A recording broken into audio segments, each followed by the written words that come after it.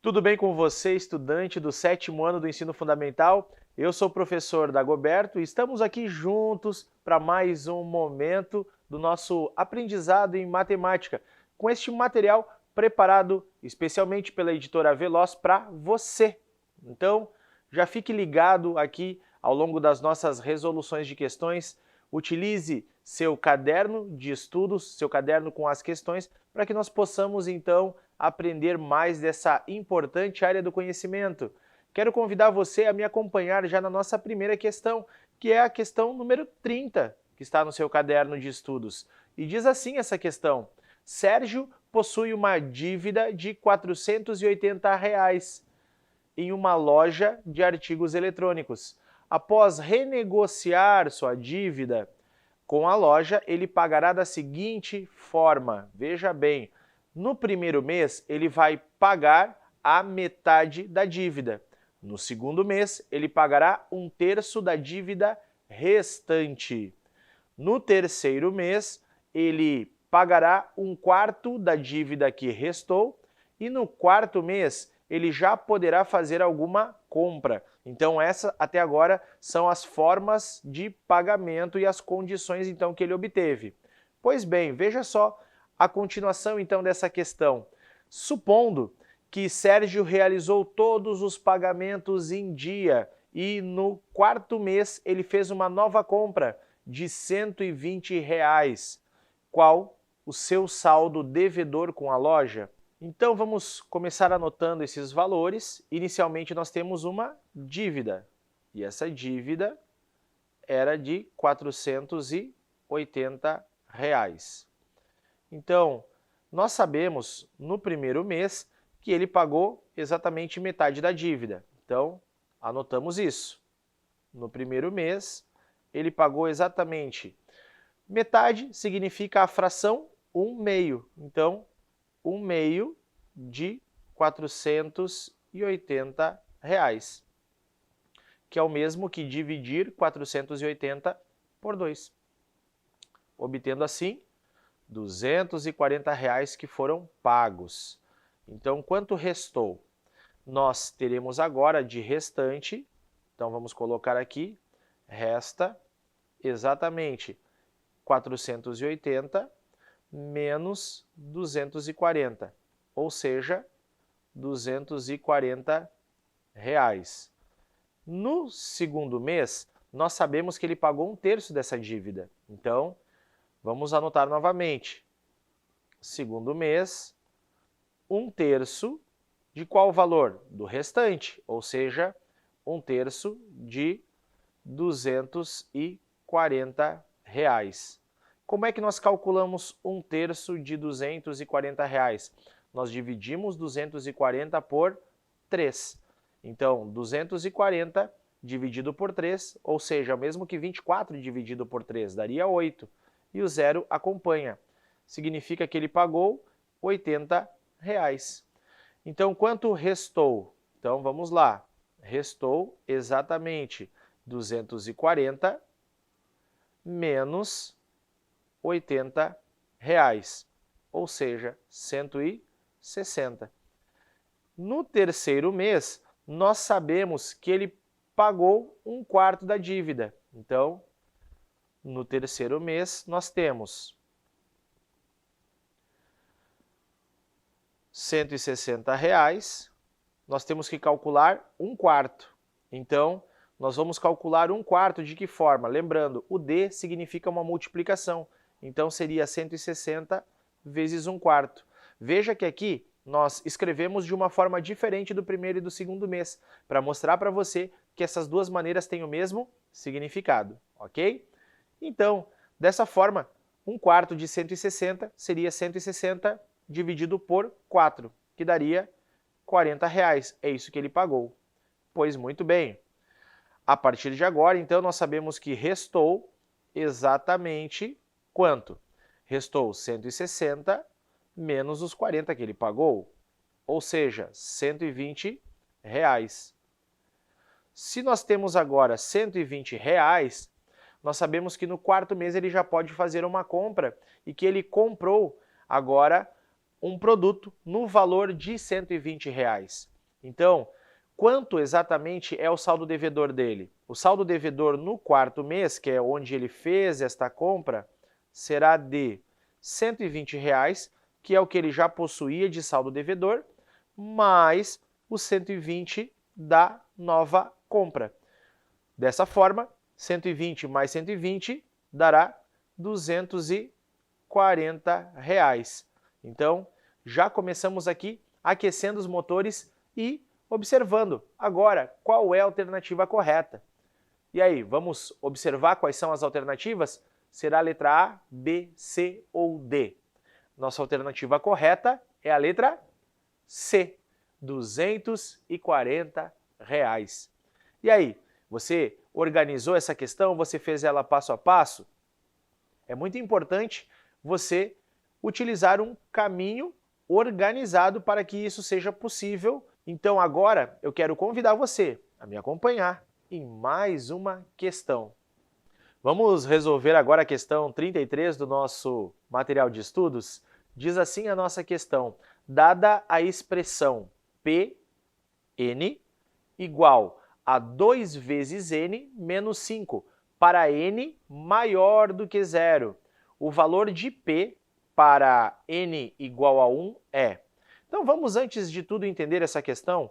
Ali nós usamos uma representação muito importante. Nós temos uma expressão que é P com índice n, Pn, igual a 2 vezes o valor de n menos 5. E nós usamos aqui uma informação dizendo que n é maior do que zero. O que significa esse n maior do que zero? Significa que nós só usaremos, no lugar da letra n, valores acima de zero. Então eu só posso usar valores como 1, 2, 3 e assim sucessivamente. Nós queremos saber exatamente o valor, então, de P quando, então, aqui nós temos uma interrogação, é o que nós queremos saber. Queremos saber o valor de P quando o n for igual a 1. Então, o que devemos fazer? Devemos substituir o número 1 no lugar da letra n. Então, ficaríamos com P de 1. P1 é igual. Então, aonde aparecer a letra n, colocaremos o número 1. Ficaremos assim, então, 2 vezes 1 menos 5. Você lembra exatamente qual dessas operações nós temos que resolver primeiro? Temos que resolver primeiro a multiplicação. Então, vamos lá. Conservamos o P1 e fica 2 vezes 1, 2, menos 5. Então, você lembra quanto é 2 menos 5? Se eu tenho 2 e devo 5, ficarei devendo 3. Então, P de 1 é igual a menos 3. Já encontrou aí no seu material qual é a nossa alternativa correta? Nossa alternativa correta é a letra B, menos 3. Beleza? Então, agora nós vamos direto para a nossa próxima questão. Vamos resolver agora, então, a questão número 34? Muito importante essa questão sobre expressões algébricas, principalmente sobre o valor numérico de uma expressão algébrica.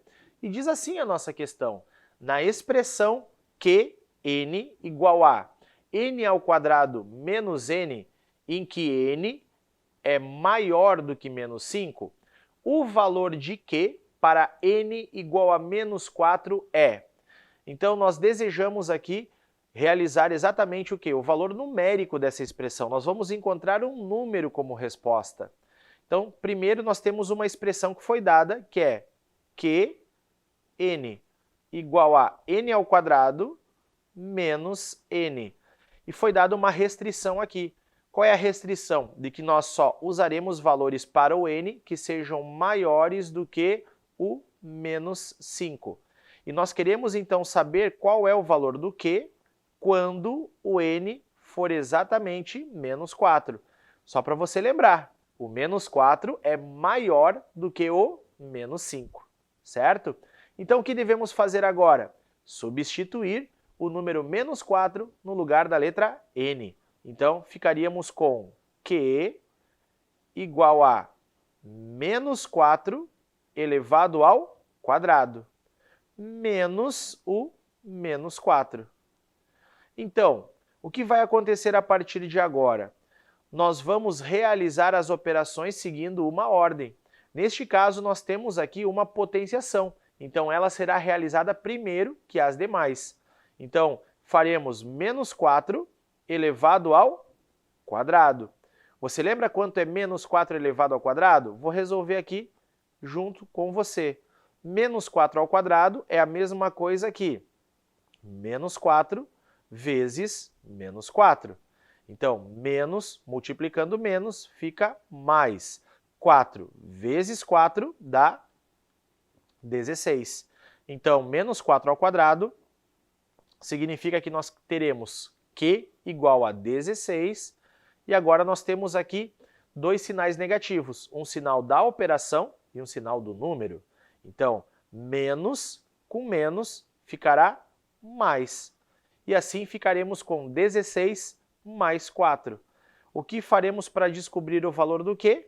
Vamos somar. 16 mais 4 dará 20. Então, a nossa resposta certa está na alternativa C. Espero que você tenha, então, encontrado essa alternativa, que você tenha realizado, junto comigo, este procedimento passo a passo.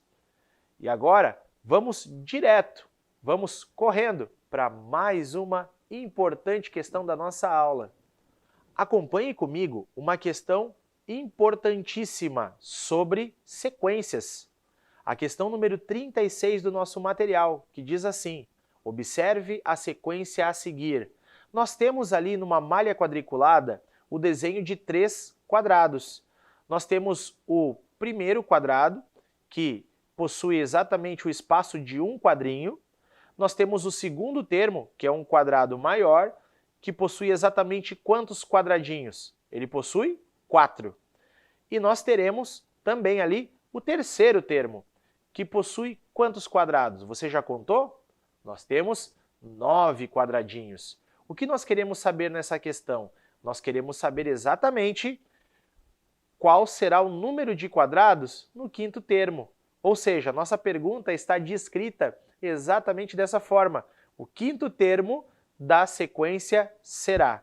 Então, para nós sabermos exatamente quanto será o quinto termo dessa sequência, nós vamos pensar da seguinte maneira, anotando essas informações. Nós podemos, para simplificar, chamar os quadrados apenas pelas letras Q.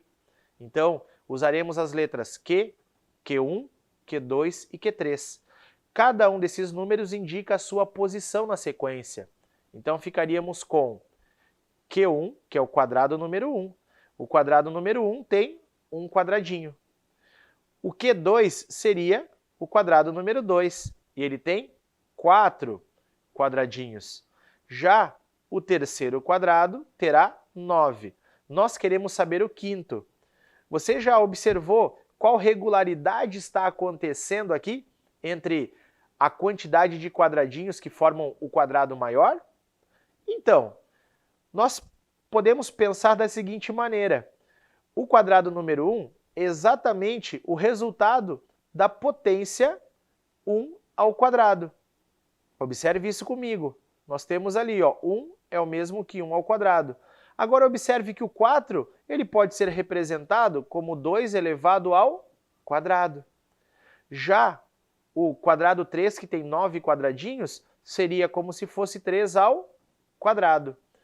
Então, seguindo essa regra, veja bem, o quadrado número 4, que não aparece ali, e o problema não nos pede, ele poderia ter quantos quadradinhos? Ele teria praticamente 4 ao quadrado. E quanto é 4 ao quadrado? 4 vezes 4 é 16. Então, dessa forma, seguindo essa mesma linha de raciocínio, o quinto termo da sequência seria 5 ao quadrado. E 5 ao quadrado é 5 vezes 5. 5 vezes 5 dá 25. Então, o quadrado número 5, que seria o quinto termo da nossa sequência, terá 25 quadradinhos. E agora, você já observou então qual das nossas alternativas é a correta? Letra A, B, C ou D. Vou dar um tempo para você fazer essa contagem e marcar a alternativa correta.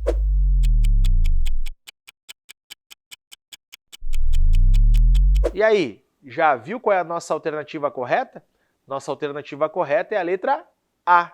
Então, ali nós temos exatamente 25 quadradinhos. Quero convidar você a me acompanhar na nossa última questão do nosso encontro. Vamos lá? Vamos observar então agora a questão número 38? A nossa questão 38 sobre sequências diz assim: o número ausente na sequência menos 19, menos 9, 1, ali nós temos o nosso valor que nós queremos descobrir e por último 21 é. Então, queremos saber qual é esse número ausente entre o número 1 e o número 21. Vamos reescrever novamente essa sequência? Vamos começar, então, pelo primeiro valor. O primeiro valor é menos 19. O segundo valor, menos 9. O terceiro valor, menos 1. E aí nós temos o valor a ser descoberto. E, por último, nós temos o número 21.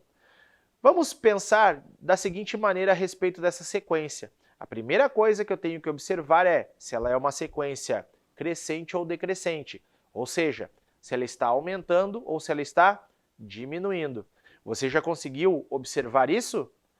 Então, se você observou que essa sequência está crescendo, meus parabéns, os números ali estão realmente aumentando, você está observando muito bem. Continue com o foco nessa resolução da questão. Vamos pensar agora de quanto em quanto está ocorrendo esse aumento? Então, do menos 19 para o menos 9, ocorreu um aumento de quanto? Você sabe me dizer? Se você não sabe, vou te dar uma dica. Você pode subtrair o segundo número do primeiro. Então, fazendo isso, nós teríamos menos 9, que é o segundo número, menos o menos 19. E assim nós descobriríamos algo muito importante. Menos 9, menos o menos 19 fica mais 19. Olha a regra de sinal. Então, menos 9 mais 19. Se eu devo 9 e tenho 19, ficarei com 10. Dessa forma, nós pensamos que os números estão aumentando de 10 em 10. Vamos fazer esse teste a partir de agora? Se nós aumentarmos do menos 19 ao menos 9, 10 unidades, realmente chegaremos no menos 9. Agora, se nós fizermos menos 9 mais 10, quanto chegaremos? Se eu devo 9 e tenho 10, sobra 1. Ou seja, é exatamente o valor que nós temos ali. Então, realmente a nossa sequência está aumentando. Por último, vamos pensar então o quê? Se a nossa sequência aumenta de 10 em 10, nós teríamos 1 mais 10, que daria 11. Sendo assim, o nosso número a ser descoberto na sequência que está faltando é o número 11, ok? Então, fica aqui a dica para você sobre como resolvermos situações envolvendo sequências. Tá certo? Espero que você tenha gostado dessa aula, que ela tenha sido muito útil para você e nos veremos ao longo das resoluções de próximas questões que são importantíssimas para o nosso desenvolvimento. Então, desejo a você bons estudos e até mais!